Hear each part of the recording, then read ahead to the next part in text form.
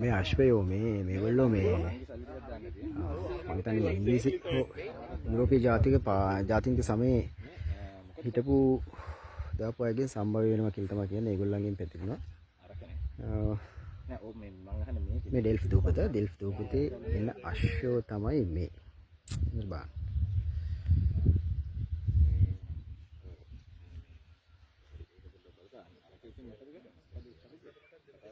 මේගොල්ලෝ ළඟටම යන්න බෑ කියලා මේගොල්ලෝ ටිකක් මේ දුවනවලු.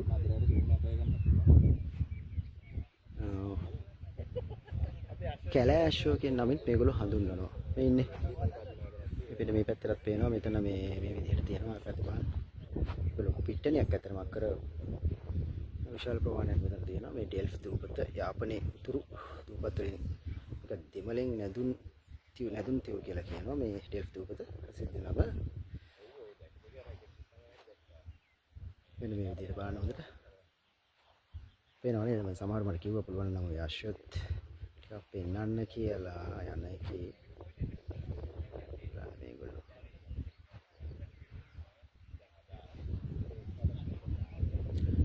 සෑහෙන ප්‍රමාණයක් ඉන්නවා මෙතන බලන්න අපිට යන්න පුළුවන් සීමාවෙන් ගත්තොත් මේ පැත්තේ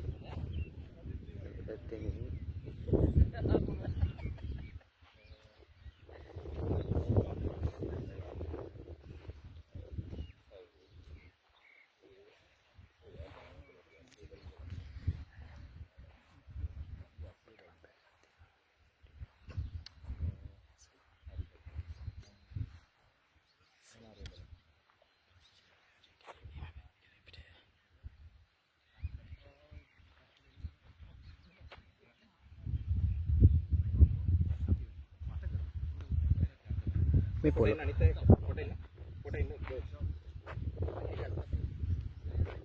පොළ ගැනත් කියනකොට මේක මේ විශේෂ පස් වර්ගයක් තියෙනවා මේ හුණුගල්.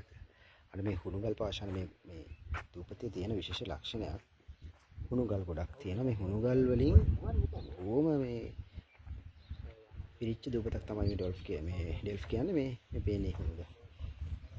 පොළොව හැරුවම හුණුගල් අරගෙන ඒ වගේ තමයි අර බිත්ති වලට දාලා තියන්නේ.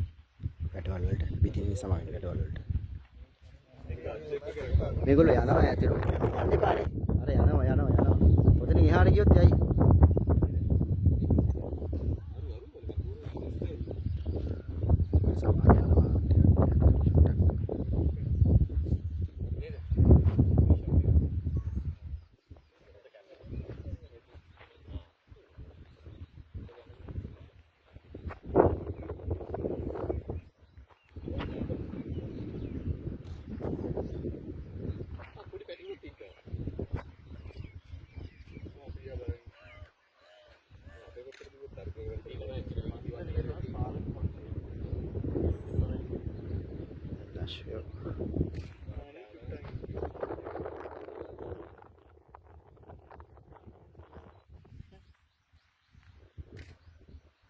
මේ තමයි ඉතින් ඩෙල්ෆි දූපතේ අශ්වයෝ. හොඳයි.